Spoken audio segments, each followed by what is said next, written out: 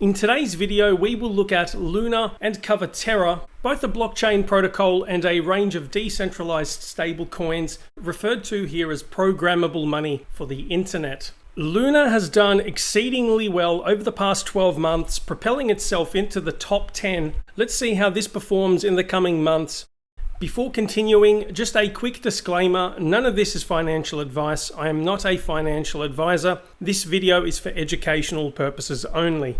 Before covering the Luna token, it's important to understand the overall Terra network. If you imagine a vast array of stablecoins all over the world, the most notable one being Terra USD, so another top 20 crypto, this alongside several stablecoins running on the Terra protocol, and the advantage of this, you can then easily switch from one Terra stablecoin to another or even go into Luna tokens. The protocol's native staking token that absorbs the price volatility of Terra, so it helps stabilize the overall network. The more Terra is used, the more Luna is worth. For an explanation of how Luna helps keep the stablecoin's price constant, I recommend viewing the market module and arbitrage section here. Links to this and other resources all in the description. Now, whilst this is used for stablecoins and we've got Luna staking and governance, there is the interchain aspect of this blockchain platform as well in the form of Terra Bridge. So for those not looking at the screen, if you want to switch from Terra to Ethereum, BSC, Harmony, and Osmosis, there is also something called Wormhole. The latter has connectivity with some other major blockchains as well. We see the bigger picture here.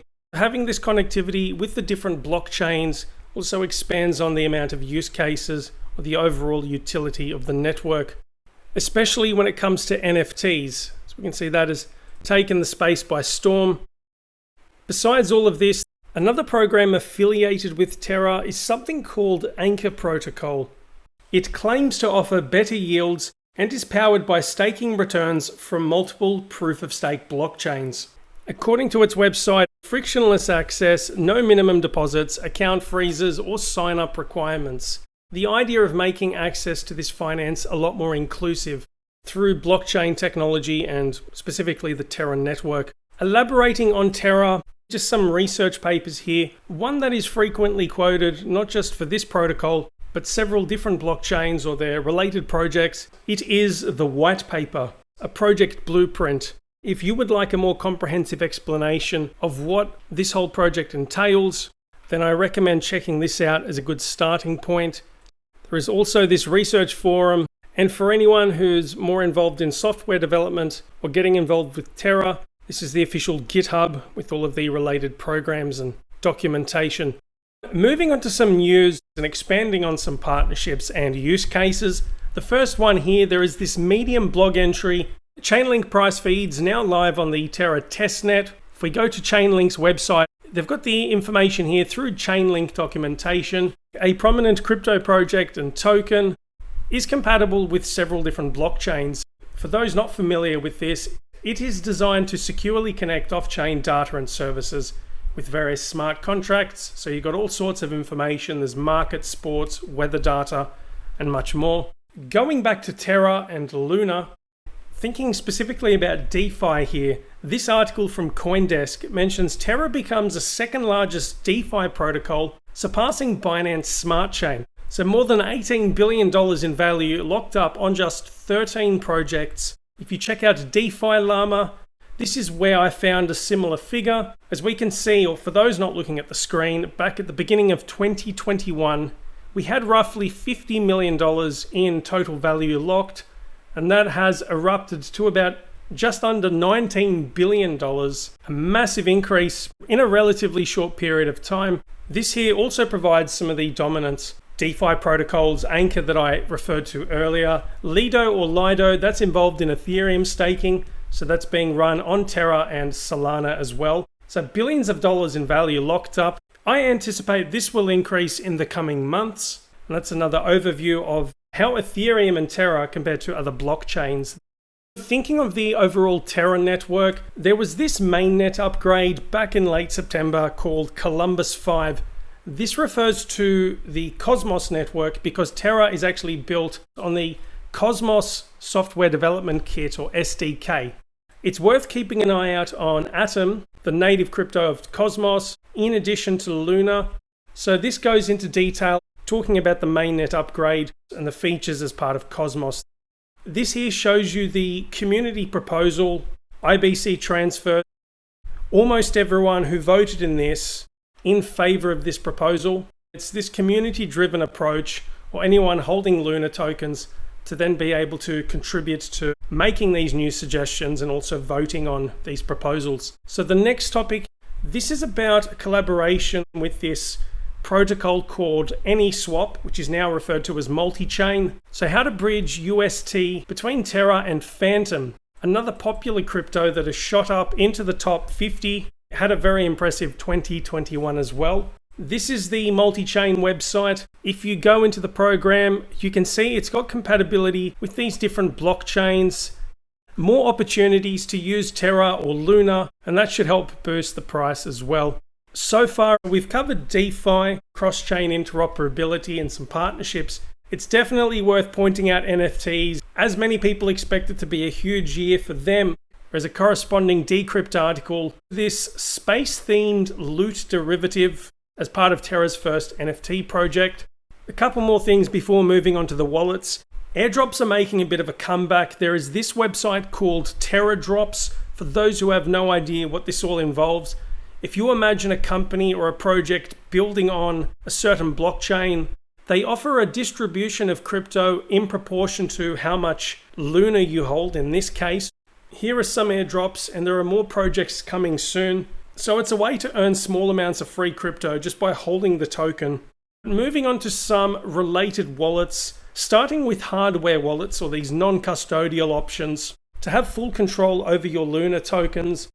If you type in Luna, not yet supported on Ledger Live, its in-house app. However, they list one called the Terra Station wallet, and that has integration with your Ledger Nano S or X. This also allows staking. I recently made a video showing you how to use this platform and also stake, or the various ways to do so. I would usually recommend Trezor, which is another good hardware wallet. However, when I typed in Luna, there is still no option at the time of recording this. I find it surprising as it is a very popular crypto. Nonetheless, there is still the Ledger hardware wallet. As another option, you can also create your own wallet. This involves downloading the Terra Station app for your operating system, set up the password, you get your recovery phrase, you just navigate through the extension there. So it's another good choice if you don't have an actual physical device. In terms of other non-custodial wallets, Math Wallet is one that I've seen around and people have mentioned.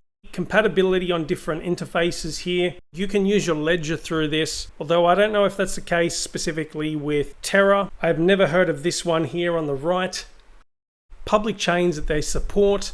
Terra is listed here to send and receive Luna tokens on your mobile and desktop.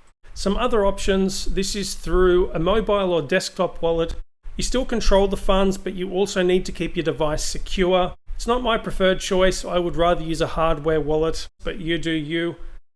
3 other wallets, they don't actually have Luna support yet, but as is the case for Trezor, I wouldn't rule out a listing in the near future. We've got Atomic, Garda, and Exodus wallets. All very popular platforms. They're constantly adding new tokens.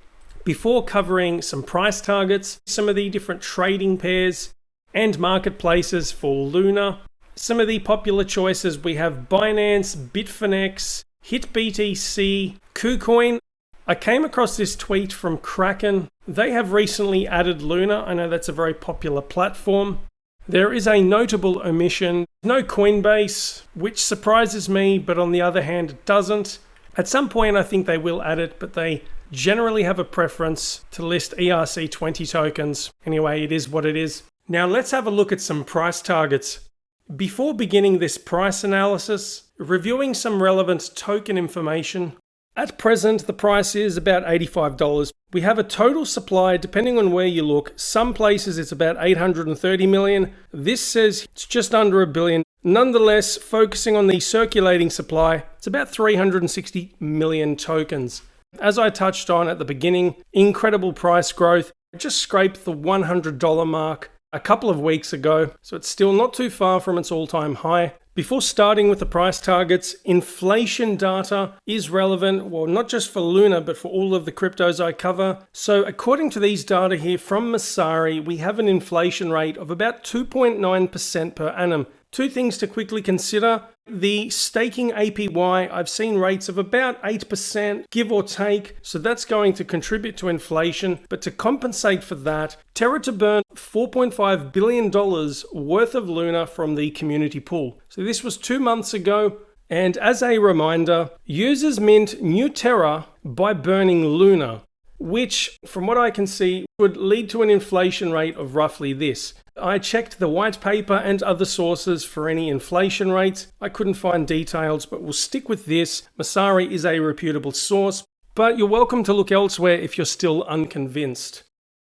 For the first target here, $300 per Luna, assuming a 450 million circulating supply, so less than the 600 figure as I envisage this will occur in the not too distant future. I will reiterate, none of these are guarantees and also none of this is financial advice. I think it is highly plausible as we hit $100 was last week, 3x from that. I think is definitely sensible. $135 billion circulating market cap. To achieve this in a much easier fashion, we should have more supported wallets, notably hardware options, or other non-custodial choices through the platforms I spoke about earlier. A market-wide bull run should comfortably get us over the line, where there's a bit of a lull or a consolidation phase, you could say, at present.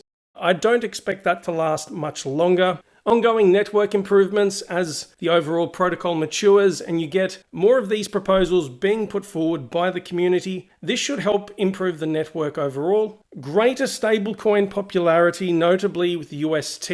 Something to point out, if you go back to Live CoinWatch or any related website, you can filter the cryptos based on stablecoins. UST is the fourth largest based on its circulating market cap. It has moved up the ranks over the past 12 months, and not too far behind from Binance USD, but still a long distance from Tether and USD coin. I'm showing you this just to put all of this into perspective. Definitely some competition and alternatives to overcome there. I would say a huge advantage with this is that you can readily switch from one Terra affiliated stablecoin to another. You've got the incentive by holding Luna, you get the staking rewards, and then the token burning as well. There are definitely advantages compared to other stable coins. Still early days. For the next target, I have $600 per Luna, assuming a 550 million circulating supply. That would be a market cap of $330 billion. A general growth of the crypto space should help increase Luna's price. On top of greater adoption and a higher number of projects utilizing the token, more collaborations with other crypto projects. If you have greater cross-chain interoperability or any other projects wanting to use Terra stablecoins or even the NFT or DeFi platforms, I touched on Anchor earlier in the video. If you have more people and companies utilizing Terra stablecoins and Luna, I think $600 would be fairly straightforward to hit. Even better if we could do this before the circulating supply here to make it even more plausible. For the next point, thinking of institutional investors and adding Luna to major fund portfolios, Grayscale is an example of a major institutional investor actively involved in digital assets. And for several years now, they have diversified and single asset funds. At the moment, Luna is not listed. If you go to their digital large cap fund, this is the current composition. I wouldn't be surprised if they include Luna as part of a rebalancing, but that's a whole different topic for discussion. It's just an example of one of several major fund portfolios or companies that could add Luna and then help boost the profile and ideally the price of the token. On top of all of this, appeal as a staking crypto.